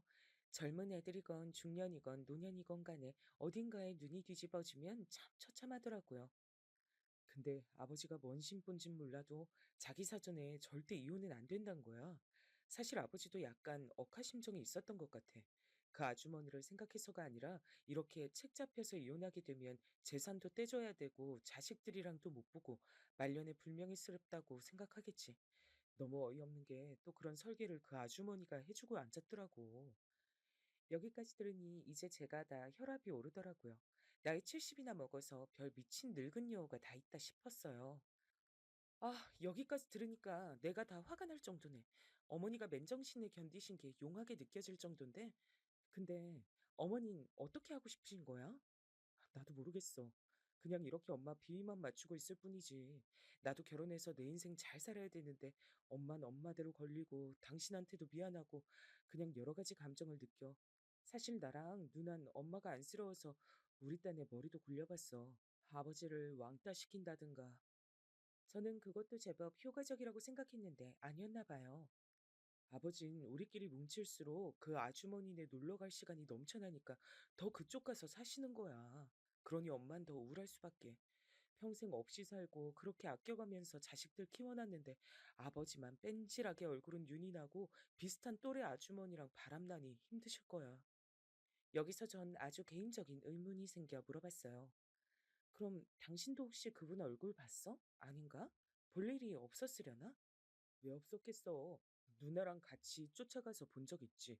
아주 곱상하게 생기셔가지고 왜 우리 아버지를 만나는지 모를 정도였다니까. 남편 말론 그냥 귀티나는 할머니였다곤 하는데 참 그 나이 먹어서 그렇게 눈 맞을 일이 뭔지 모르겠더라고요. 아무튼 이때 결론은 완전히 고구마가 되어 아버님만 살판이 나신 상황이더라고요. 제 앞에선 세상 그렇게 자애롭고 인자해 보이시던 아버님인데 그런 모습을 갖고 계실 줄 몰랐어요. 저희 친정엄마도 이 사실을 듣고 너무 속상해 하시더라고요. 옛날에야 그런 일들이 많았다지만 요즘도 내 세대에 나이 처먹고 그런 인간들이 있을 줄 몰랐다. 딱 그 꼴 아니야. 네 외할머니도 그래서 고생하고 병 얻으신 거 아니니. 그래도 외할아버진 지은 죄가 많아서 오래 못 사시고 가시긴 했다만 사실 이것도 참 별로긴 한데 엄마 말론 그 시대엔 큰어머니, 작은어머니 하며 첩들이 아예 방을 차지하고 살았다고 하는 거예요. 뭐 지역별로 다를 수도 있지만 그렇게들 살던 시대였어. 우리 집도 그랬고 난 그 작은 엄마네 따라다니던 오빠가 아직도 잊혀지질 않아. 나중에 병 얻어서 죽었다지. 난 천벌 받은 거라 생각해. 외할아버지가 진짜 모질고 못된 게 어떻게 첩자식 밥까지 챙겨 먹이라고 하니? 그렇게 술이나 드시고 헛짓하시니 오래 못 살고 가신 거지. 첩도 첩자식도 편히 못 살고 말이야. 이런 뒷얘기까진 몰랐는데 들어보니 정말 절망적이긴 하더라고요. 아무튼 엄마 말 맞다나 요즘 시대에도 이렇게 맘고생하고 아무것도 못하시는 어머니가 너무 안쓰러웠어요. 그러고 한 6개월쯤 지나 저희에겐 예쁜 아기 천사가 찾아왔고요. 그러다 보니 저도 시댁에 신경 쓸 새가 없었답니다. 남편도 그때 대장에 뭐가 있다고 해서 간단히 수술도 하고 서로 건강 챙기고 하느라 정신 없었어요. 하지만 임신 소식에 무척 기뻐해 주셨던 어머니 그제서야 좀 살 소망이 있다고 하시더라고요. 내가 진짜 인생에 낙이 하나도 없었는데 우리 정민이 얘기라고 하니까 너무 기대가 되고 행복하네. 얼른 보고 싶다 나도. 그러시면서 저한테 내내 뭐 먹고 싶은 것이 없는지 저 먹을 거 챙겨다 주시고 했어요. 나도 옛날 사람이라 너무 뒤처진 걸 수도 있는데 내가 애들 낳을 땐 그렇게 속꼬리 구워 먹고 뭐도 하고 그랬어. 너도 사골 잘 먹니? 그러시면서 하나하나 다 물어보고 해주시고 저도 중간엔 염치불구하고 부탁도 드렸어요. 사실 어머니는 제가 뭐 만들어 달라고 하면 좋아하셨거든요. 어머니, 저 요즘 어머니 김치찌개가 너무 먹고 싶어요. 그 돼지고기 앞다리살 팍팍 넣은 거요. 그렇게 말씀드리니 기분 좋게 한 솥을 끓여다 가져다 주셨고 잘 얻어먹고 아기도 잘 낳아서 집으로 왔답니다. 그러고 얼마쯤 지났을까요? 제가 한창 육아일기를 쓸 무렵이니까 아기 한 50일쯤 지났을 무렵인데요. 이때 저는 남편으로부터 청천벽력 같은 소리를 듣게 되었어요. 여보, 엄마가, 엄마가 암이래. 누나가 지방에서 급히 올라와서 같이 가드렸는데 상황이 심각해. 저도 이때 늦게 여기저기 연락이 다 어머니의 상태를 알게 됐는데요. 이미 많이 조치가 늦은 시한부 상태란 걸 알고 얼마나 놀랐는지 몰라요. 남편은 어찌할 줄 몰라 착잡해하고 밤마다 잠도 못 자고 내내 침울한 얼굴이 됐죠. 참 웃긴 게 그동안 그렇게 코빼기도 안 비추고 집에 잘 안 오던 아버님도요. 심각한 상황이 돼서 그런지 그땐 슬슬 드나드시더군요. 엄마 이번에 항암 때 아버지가 옆에서 왔다 갔다 하시긴 했는데 그것도 진짜 못 볼 꼴이야. 누나랑 아버지랑 서로 안 마주치려고 피해 다니는데 이게 뭔 짓인지. 게다가 아버님은 눈치도 참 너무 없으셔서 이때 마주친 저에게 이런 말씀까지 하시는 거예요. 아이고, 우리 며느리. 그래, 우리 민우도 잘 크고 있지? 민우 사진 좀 보내봐라. 아주 여기저기 자랑하고 싶은데 정민이 노통 보낼 줄 몰라. 아, 네, 아버님 보내드릴게요. 저도 이렇게 말은 하면서 참 기분이 별로더라고요. 평생을 그렇게 헌신하며 살아온 아내가 오늘 내일하고 치료를 하고 있는데 손주 사진 보내라고 들떠 있으시니까요. 그리고 이건 당시 저만 눈치챘던 건데 이때 아버님이 드나드신 것도 다 그 따로 만나는 분이 짜준 그림이더라고요. 제가 핸드폰 받아서 대신 영상이랑 사진 보내드리다가 의도치 않게 톡을 보게 됐는데요. 어휴, 가관도 아니네요, 진짜. 채관 씨? 가서 마누라 돌봐주고 인사도 하고 애들이랑도 얘기도 하고 그래요. 이제 얼마 안 있으면 갈 사람인데 얼마나 안 됐어요. 난 재관 씨가 더 안 됐어요. 그래도 가정 잘 지켜야 하니까 우리 재관 씨도 대접받고 해야 하니까 시간 잘 보내고 와요. 재관 씨 좋아하는 감자탕 끓여줄게요. 이야, 아주 대단한 위인이 납셨더라고요. 저도 그럼 안 되는데 위로 슬슬 올려보니까 둘이서 얼마나 어딜 놀러 다녔는지 춘천이며 어디며 놀러가서 찍은 사진들이 쭉쭉 나왔어요. 이걸 남편한테 말해야 되나 고민하다 참았는데요. 시간이 좀 흘러 그날이 되니 도저히 못 참겠더라고요. 여기서 말하는 그날은 그렇게 마음고생하시고 고되게 사셨던 저희 어머니가 소천하신 날이에요. 사람의 인생이란 게 참 거짓말처럼 눈앞에서 사라지더군요. 아프신 것도 충분히 봤고 사실상 어머니랑 알아온 시간이 그리 길지 않았는데도 실감이 안 났어요. 근데 그날 그 장례식장에 그 아주머니가 온 거예요. 저도 눈으로 직접 본 건 처음이지만 이전에 아버님 핸드폰으로 얼굴을 본 적은 있어서 그렇게 막 낯설진 않았답니다. 그런데 문제는 이날 장례식장에 우리 남편이고 형님이고 다 있었단 말이에요. 형님은 이때 눈이 완전히 돌아서 그 아주머니 멱살을 잡으려는 걸 남편이 뒤에서 뜯어 말렸어요. 누나, 누나, 참아, 참아. 안 돼, 안 돼. 큰일 나. 하지 말라고. 이 미친 할마 씨가 여길 어디라고 와? 아버지 진짜 나 죽는 꼴 보고 싶어요? 아버지가 제일 미쳤어. 다 가만 안 둘 거야. 형님은 이때 거의 실성하기 직전이었고 막 엉겨붙으려는 걸 남편과 아버님이 달려들어 떼어놨고요. 아버님은 저의 표정을 보시더니 저도 안다는 걸 느끼시고 고개를 푹 숙이시더군요. 적어도 저는 그래도 이후로 뭔가 잦아들지 않을까 나름의 기대를 했어요. 장례식장에서 그 꼴을 쳐가고 본가고 상관없이 다 보일 정도의 다른 옆쪽 공간 사람들까지 구경을 올 정도면 인간이 뭔가 느끼는 게 있어야 되잖아요. 근데요, 정말 제 귀로 듣고 눈으로 보고도 믿지 못할 상황을 경험하게 됐어요. 저희 아버님은 어머니가 그렇게 가신 뒤에 집을 이래저래 정리하시더니 이후에 곧장 이사를 하셨답니다. 그나마 대화를 하는 게 저밖에 없어서인지 전화하셔서 말씀하셨어요. 혼자 있으려니까 너무 적적해서. 아, 그리고 나이 들면 자식들 근처 가서 살아야 된다니까. 근방에 있는 아파트로 이사 가게 됐단다. 우리 며느리가 가운데서 여러모로 욕보고 고생 많다. 정민이한텐 대신 좀 전해줘라. 사실 전 아버님께 꼬박 연락받는 거 너무 불편한데 아버님은 아들마저 대면대면하니 자꾸 저한테 연락을 하시는 거예요. 그러면 똑바로라도 사시든가. 새로 기껏 만들었던 그 보금자리를 왜 그러고 사시는 걸까요? 이 말은 이 집의 그 엄청난 아주머니, 아주 얼굴 타이트하게 당겨서 젊게 보이려고 애를 쓴 어디로 봐도 70대로 보이는 상간녀 할머씨가 들어왔던 거예요. 이것도 아버님 입으로 직접 말씀을 하셨는데 듣고 너무 기가 막히더라고요. 아버님, 저기 그분이 같이 들어오신 거예요? 그러면 아무래도 저희 남편이랑 같이 찾아뵙긴 힘들 것 같은데요. 그런데 여기서부턴 아버님도 슬슬 화를 내시더라고요. 대체 노년에 왜 이렇게 욕심이 많으신 걸까요? 정말 사람의 욕심은 끝이 없는 것 같아요. 그니까 며느리 네가 그런 역할을 좀 해줬으면 좋겠어서 연락한 거 아니냐. 너도 알다시피 내가 유진이랑은 안 보고 산지 좀 됐다. 그 와중에 남은 거라곤 아들 정민이 뿐인데 아들 녀석네라도 내가 자주 왕래가 있어야지. 전 솔직히 아버님이 우리 아빠였다면 정말 못할 말 할 말 다 했을 거예요. 이 순간에 왜 형님이 본인 아버지랑 연 끊고 사는지 100번 이해가 되겠더라고요. 생각해보면 이때 저도 그냥 다 끊어냈어야 됐는데 미적거리다가 받아들였더니 큰 파장을 일으키게 됐네요. 아버님은 번번이 손주랑 시간을 보내고 싶다면서 호출을 하시는 거예요. 그리고 그 집에는 두 번 말하면 입 아플 정도로 그 상간녀 할마씨가 있었죠.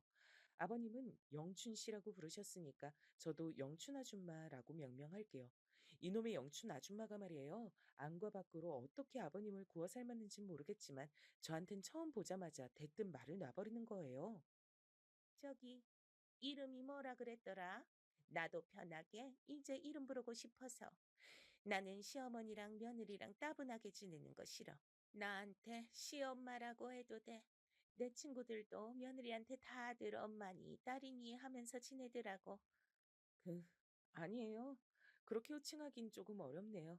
저도 그냥 민호 엄마라고 부르시면 돼요. 전 제가 알아서 할게요. 그랬더니 갑자기 표정이 표독스럽게 변하더니 우리 남편 눈은 쳐다보지도 못하는 주제에 말을 막 하더라고요. 어머, 우리 며느리 생각보다 되게 기가 세네. 아버님이 그러라고 부르는 게 아닐 텐데 말이야. 있잖아. 뭘 모르나 본데 나한테 그렇게 막 하면 안 돼. 이제 내가 그쪽 시아버지랑 같이 사는 사람이야. 그럼 뭐겠어? 시어머니지. 불편하지 말라고 먼저 편하게 해주겠다는데 아랫사람이 그렇게 말하면 안 되는 거야.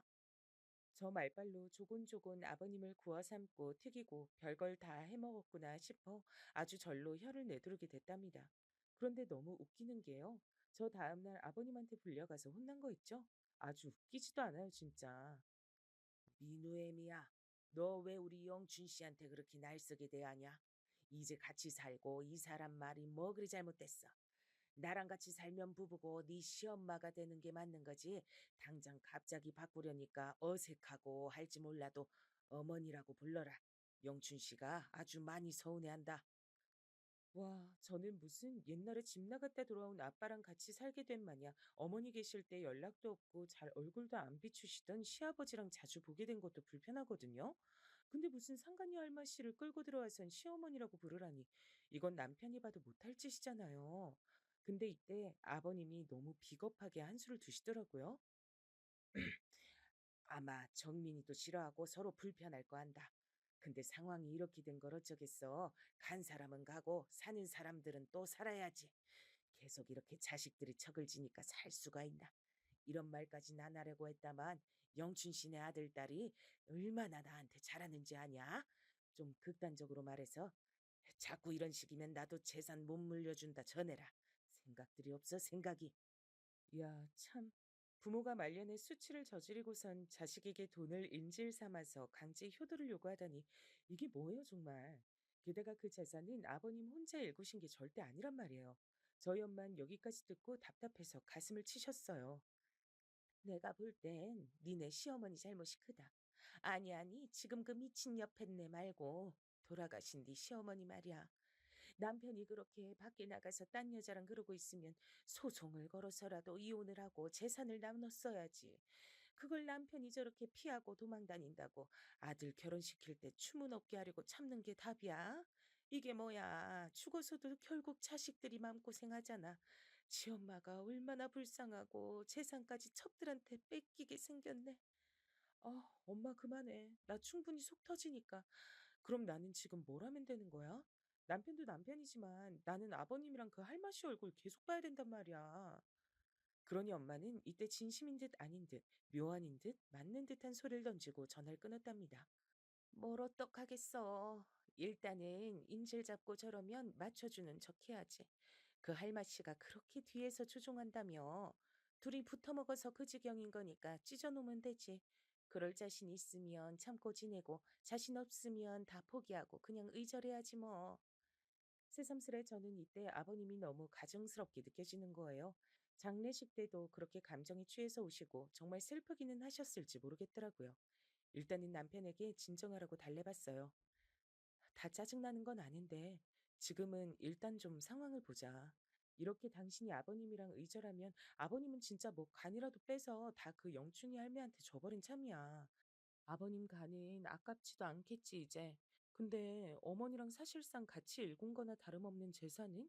그거 그 집 그 불량한 아들 딸내미들이 아주 침을 흘리고 달려들 텐데. 남편은 여기서 머리를 마구 쥐어뜯으며 괴로워했고 우린 그렇게 밤새 잠을 이루지 못했어요. 게다가 제가 더 결단을 내리게 된 건 그러고 아버님이 또 호출하셔서 갔더니 그 집에 영춘 아줌마 딸이 들어와서 앉아 있더라고요. 누구요? 아, 따님이시라고요? 어머, 되게 젊으시네요. 한눈에 봐도 완전 막둥이일 것 같던데 70대 엄마에게 20대 후반의 딸이라니 나이 차이 엄청 나 보이더라고요. 또 아들은 훌쩍 나이가 많아서 40대 초반이고 뭔가 사연이 있어 보이긴 했는데 전 이제 더 알기도 싫었어요. 영춘 아줌마는 저에게도 단단히 날이 서가지곤 아주 저 보란 듯이 딸한테 이러고 앉았는데 뒤에서 들이받고 싶더라고요. 예, 수진아, 여기 아빠한테 방으로 달라 그럴까? 여기 남는 방이거든. 일부러 내가 이쪽으로 이사 오자 그런 거야. 너 회사도 그렇고 가까우니까 좋지? 여기 제가 불쑥 끼어들어 반대하니 또 웃으면서 능청스럽게 넘기는 거 있죠? 어머, 무서워라. 여기 우리가 사는 집인데 왜 자꾸 며느님이 이렇게 반대를 할까? 나한테 그러지 말고 시아빠랑 얘기해보고 말해. 우리 수진이 놀랬잖아.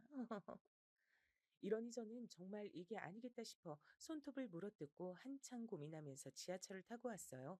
진짜 이렇게 집에 다 들어앉을 기세더라고요.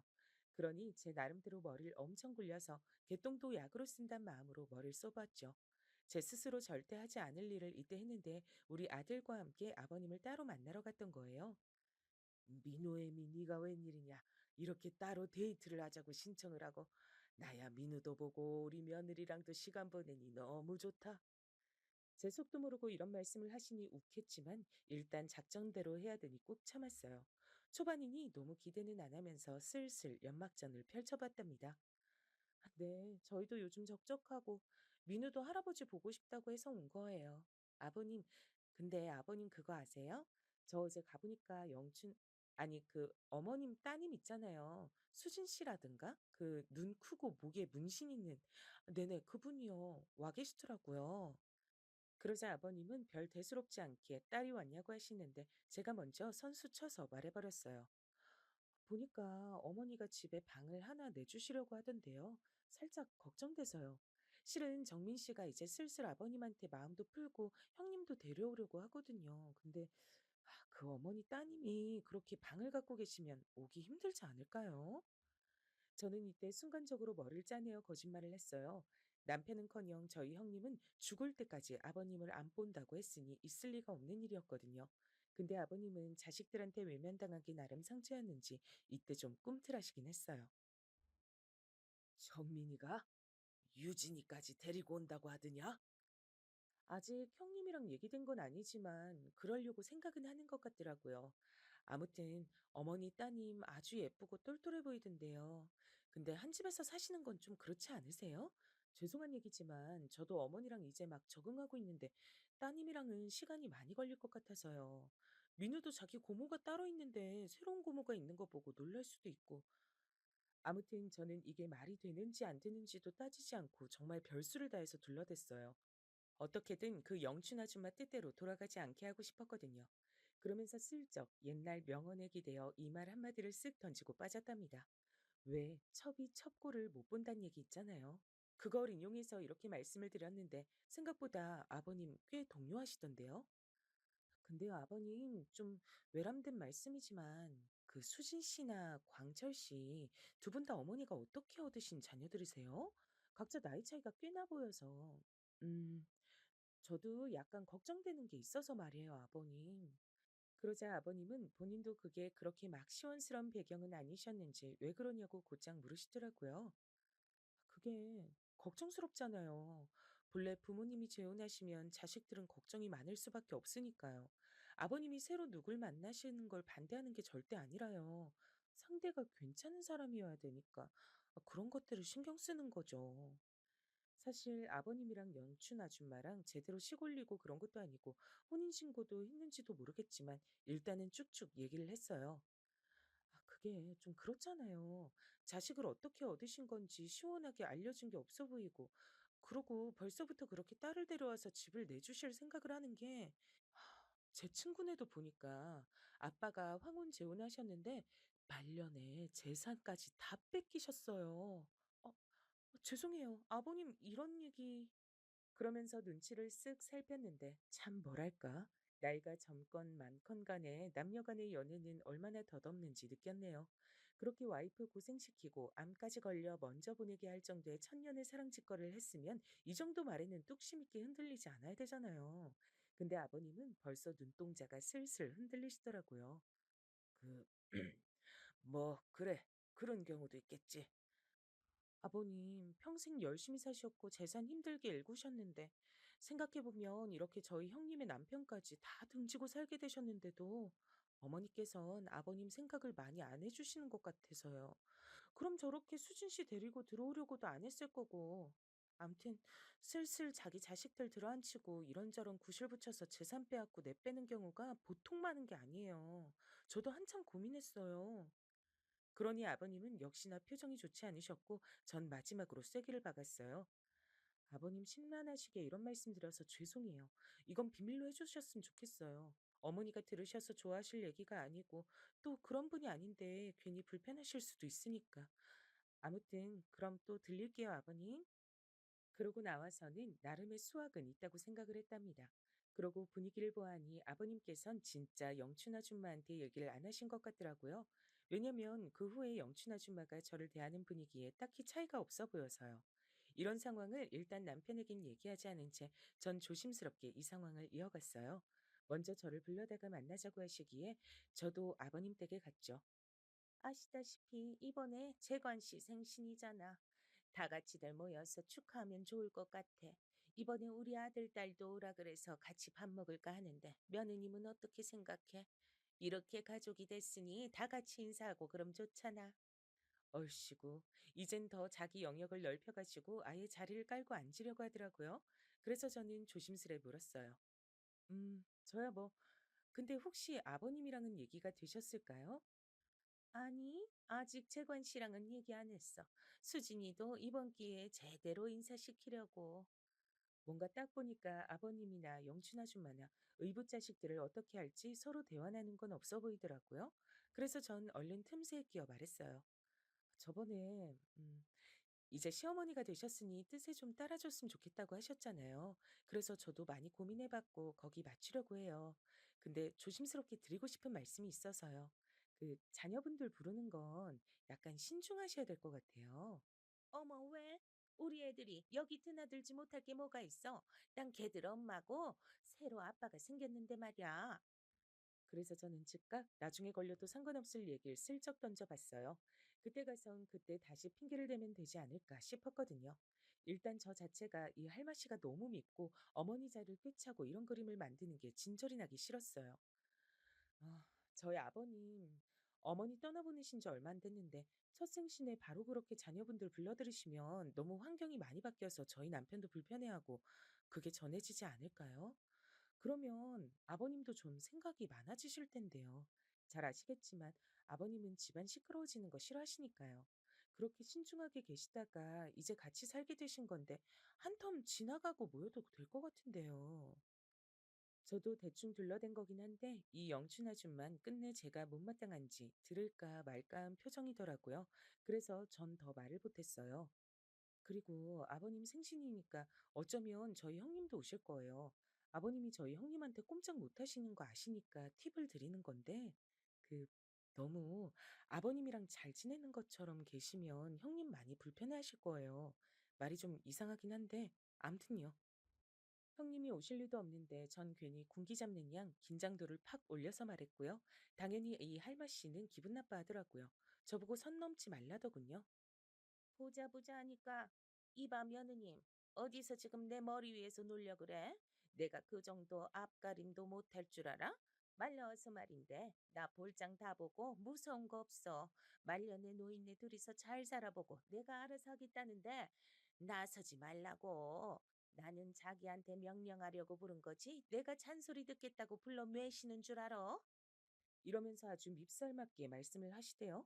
저도 속으로 안 좋은 말이 훅 하고 올라왔는데 일단 참고 저 역시 톡 쏘아붙였어요.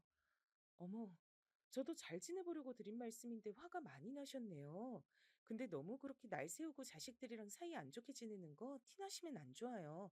저희 아버님도 우리 어머니 계속 붙들고 사셨던 건 자식 때문이지 않겠어요? 근데 며느리인 저부터 시작해서 우리 남편이랑 형님이랑 계속 그렇게 척지시면 앞길 고단하실 텐데. 그러자 이 할머 씨는 손살을 치면서 저보고 저리 가라고 짜증을 내는 거예요. 아, 됐어. 이제 그쪽이랑 볼 일 없으니까 가봐. 원. 오냐 오냐 하고 들어줬더니 아주 기고만장 괘씸하기 짝이 없네. 날 아주 손바닥 안에 놓고 갖고 놀라 그러네. 웃겨서 아주. 저도 이때 눈 하나 깜짝 안 하고 진짜 너무 얄밉고 열이 확 올라서 따다다 차분하게 반박했어요. 어머, 이 집은 어머니만 사시는 집이 아니에요. 전 며느리로서 아버님 챙기러 온 건데. 그렇게 가라 마라 어째라 하시면 안 되는데. 말씀드렸잖아요. 자식들이랑 자꾸 이렇게 트러블 생기면 어머니만 곤란하시다니까요. 전 시집 온 이래 계속 어머니랑 잘 지냈고요. 이제 새어머니가 되신다고 하니까 팁을 드리는 거예요. 저한테 그런 식으로 말씀하시면 저도 그냥 듣고 있는 성격은 아닌데. 이러면서 저도 약간 으름장 놓으면서 인상 하나 찌푸리지 않고 눈 똑바로 보며 말했어요. 그러면서 대신 진짜 이딴 할망구 옆했네한테 당하며 소가리만 하시다 가신 우리 어머니 생각이 불쑥 떠오르더군요. 그러면서 오기가 막 생기는 거예요. 너 따위 막 구르다 온 인생이 승승장구하는 꼴을 내가 그냥 볼까 보냐 싶었어요. 굳이 우리 남편이나 어머니의 복수라기보단 진짜 보면 볼수록 보통 악질이 아니더라고요. 이 할망구, 물론 우리 아버님은 여기서 스리슬쩍 넘어갈 대상은 아니에요. 공범이긴 한데 아버님은 일단 뒤로 넘기고 이 할마 씨부터 처단하고 싶었어요. 엄마한테 중간에 보고를 했더니 듣고 기겁을 하시더군요. 어머, 별 미친노인 내가 다 있네, 진짜. 나는 생각할수록 네 돌아가신 시어머니 불쌍하고 짠해 죽겠다. 사람이 어쩜 그렇게 순해가지고 속만 터지고 아파서 병 얻어서 먼저 가고 머리채라도 한 번은 잡았어야지. 속으로 얼마나 애를 태웠을까, 진짜. 너도 끝까지 물고 놔주지 말어. 내가 아주 다 속이 상해서 못 듣겠어, 정말. 엄마 말 맞다나 전 절대로 봐주지 않을 심산이었어요. 이 와중엔 남편에게도 일절 아버님과 그 할망구 얘기는 하지 않고 혼자 쭉쭉 진행을 했어요. 바로 아버님 생신 준비한다는 핑계로 안 그래도 근처로 이사를 오셨으니 틈만 나면 시댁에 들렀죠. 저 왔어요. 아버님께 생신 준비한다고 말씀드리니 비밀번호 알려주셔서요. 냉장고 좀 봐도 되죠? 그러니 소파에 대자로 퍼져 있던 할마 씨는 곧장 일어나서 인상을 막 쓰더라고요. 그리고 그 딸내미는 한쪽에서 이미 자고 있길래 제가 곧장 눈치를 줬어요. 그 뭐지? 수진 씨라고 했던가? 여기 이러고 있으면 안 되는데. 일어나서 세수라도 하고 오든지. 여기 이렇게 막 와서 자고 놀고 그러면 안 돼요. 저기 어머니, 아버님은 아직 모르시지 않아요? 우리 남편도 이때 저녁에 여기 들릴지 몰라요. 얼른 수진 씨 보내는 게 좋으실 것 같은데. 그러자 할마 씨는 아주 눈에 불이 나오게 생겨가지고 입은 억지로 웃으면서 말하더라고요. 내가 알아서 할 거니까 며느님은 신경 안 써도 돼. 근데 자꾸 이렇게 말없이 들이닥치고 하는 게 누가 시어머니고 며느리인지 모르겠네. 내가 재건 씨한테 말할 거니까 생신 준비도 내가 알아서 할 테니까 그만 놔도 돼. 알았지? 어머, 아버님 생신은 자식들이 준비하는 건데요. 예전에도 제가 했었어요. 굳이 하시겠다면 어쩔 수 없지만 식구들 입맛 다 어떻게 맞추시려고요? 저 도와드리려고 온 건데 너무 오해하신다. 어머, 냉장고 꼴이 이게 뭐야? 지금 여기 입주해서 산지 2달도 안 됐는데 저 뭉탱이는 뭐고 아버님은 뭘 드시고 사시는 거예요? 어우, 여기 맥주 좀 버릴게요. 오, 더러. 이게 뭐야? 이러면서 저는 하나하나 다 음식물 쫙 꺼내서 올리고 창문도 열고 청소한답시고 방문 다 열고 돌아다니면서 살폈어요. 여기에 그 수진인가 하는 계집애가 생짜증을 내고 인상을 쓰길래 전 곧장 아버님께 스피커폰으로 전화를 걸었어요. 네, 아버님, 저 여기 치우러 왔어요. 네네, 생신 준비. 아, 그렇게 대단하게 하는 건 아닌데, 그래도 잘해드리고 싶어서요. 그럼요. 이번에 형님도 오실 거고, 남편도 모처럼 준비한다고 했어요. 근데 아버님, 이건 뭐예요? 이거 치워도 될까요? 이번에 민우도 할아버지 생신이라고 제대로 준비시켜서 오려고요. 에이, 그럼요. 와서 재롱 장난 아니게 부를 테니까 기대하세요. 일부러 크게 통화하면서 시끄럽게 굴고 집 하나하나 열고 뜯고 하면서 들으란 듯이 움직였죠. 나중에 지들이 짜증났는지 그 수진이란 기집애는 나가버렸어요.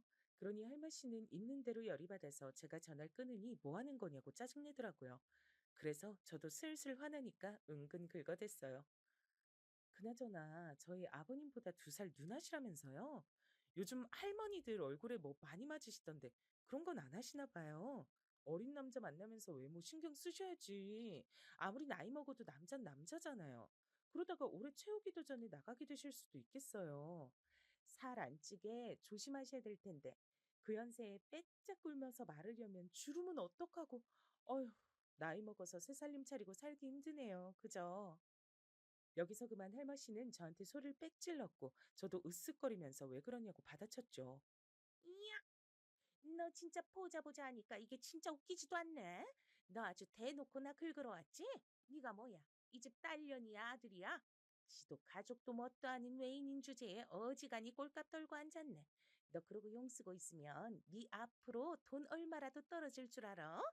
딸년 물리치니까 아주 괴물 같은 며느리가 와가지고 더 진상이네 진짜. 너 적당히 까불어.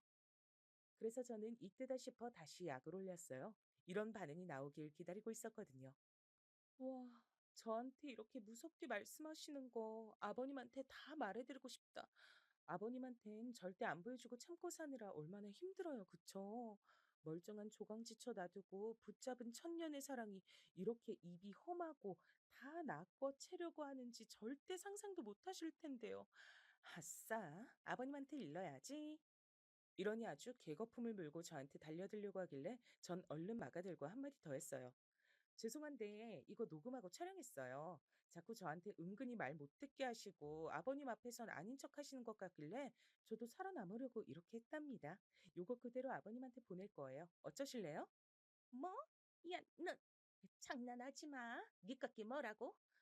그러자 전 앞에서 핸드폰을 흔들며 다시 말했어요. 농담 아닌데요? 요거 그대로 틀어놔드릴까요? 엿장수가 엿하려고 노래하는 양 아주 구수하게 녹음됐을 거예요. 이 정도로 무너지지 않을 사람이면 저도 응원해드릴 텐데 아까 막말하신 게 너무 많아서 가능할까 모르겠어요. 아, 그리고 이거 증거로 해서 두 분 아직 혼인신고도 안 하셨다면서요? 상간 소송도 생각 중이에요. 우리 어머니 자식들이랑 저. 너무 우습게 보지 마세요, 할머니. 이러니 헬마 씨는 반쯤 정신이 나간 표정이더라고요. 그래도 혹시나 이 자리 계속 붙어서 약 올리다간 사단이 날까 싶어 전 얼른 락앤락통만 쇼핑백에 재빠르게 담아서 나왔어요. 안녕히 계세요. 이러고도 남아 계시면 겁도 없으신 걸로 알고 빠르게 소송할 거예요. 제발 알아서 제 발로 나가주시면 못 본 척 해드릴게요. 그러고 저는 엘리베이터에 재빨리 뛰어 타고 나서야 크게 한숨을 내쉬면서 비로소 긴장을 풀었네요. 정말 뭐라 말이 안 나오더라고요. 생각할수록 인간이 너무 못돼 처먹고 마음대로 하려는 게 보여서 분이 안 풀리는 거예요. 저 원래 이렇게 치밀하고 끈질기게 사람 괴롭히는 타입 아닌데 맨날 주방에 우두커니 서서 잘 웃지도 않고 주눅 들어 계시던 어머니 모습도 괜시리 생각나고 하여간 여러 부분에서 오지랖 넓게 썽을 낸 것 같아요. 이렇게 잠깐 저도 사람이기에 얼마간 가책을 느끼긴 했지만 사실 그렇게 할 게 아니라 제가 아주 정당한 대처를 했다는 것을 얼마 안 가 알게 됐답니다. 이게 과연 저만의 공덕일진 모르겠지만요. 제가 마지막에 질러댄 소리에 큰 불안감을 느낀 할마 씨는 우리 아버님께 전화를 했나 봐요. 하지만 뭐랄까. 어찌 보면 이미 양쪽에서 다 기름은 부어져 있던 상태에 불만 붙이면 시작이 될 판이었더라고요. 왜냐면 한 일주일쯤 지나 아버님이 먼저 연락 오셔서 이렇게 말씀하시는 거예요. 그 생신이고 뭐고 올해는 그만하자꾸나. 그럴 기분이 안 돼서 말이야. 이게 뭔가 했더니 결국엔 둘끼리 틀어져서 그 알마 씨가 집을 나갔단 거예요. 근데 또 꼴에 완전히 나간 것도 아니고 떨어져서 생각을 하기로 했다나요? 전 여기 완전히 줄을 끊어버리고 싶어서 다시 심호흡하고 말씀드렸어요. 아버님, 솔직히 그분 이제서 말씀드리는 거지만 되게 야심을 갖고 계시는 분이더라고요. 남편도 엄청 고민이 많아요. 그분이랑은 이렇게 정리하시는 게 맞을 것 같아요. 나이 들어 만난 인연이 과연 자식들보다 더 마지막을 지켜줄까요? 게다가 그분은 본인 자식들을 하나 둘 데려와서 사실 생각을 하시던데 결국 이렇게 되어 아버님은 모양이 어떻던 간에 그 질기고 독하고 제 기준 아주 추접하게 느껴졌던 인연을 끊어내셨어요. 그리고 한동안 조용히 사시다가 얼마 뒤 연락이 또 오시긴 했는데요. 남편은 이렇게 말하더군요. 나는 그냥 이렇게 살다 죽을래. 엄마가 마음에 남아서 앞으로도 아버지 못 볼 것 같아. 나중에 마음이 변할지도 모르겠지만 글쎄. 아무튼 안 만나고 싶고 그런 내용 나한테 안 전해줘도 돼. 이렇게 되어 아버님은 마지막 남은 희망이었던 아들에게마저 외면을 당하셨죠. 이러니 저러니 상간녀에게도 버림받고 상간녀도 쫓기듯 도망 나갔고 그렇게 죽고 못 살던 그들에게 낙원은 없었네요. 여러모로 씁쓸하지만 어쩌겠나요? 전 그 할맛이 약 올리고 쫓아낼 때도 도끼가 차있긴 했지만 아버님이라고 마음 편하시길 바라진 않았어요.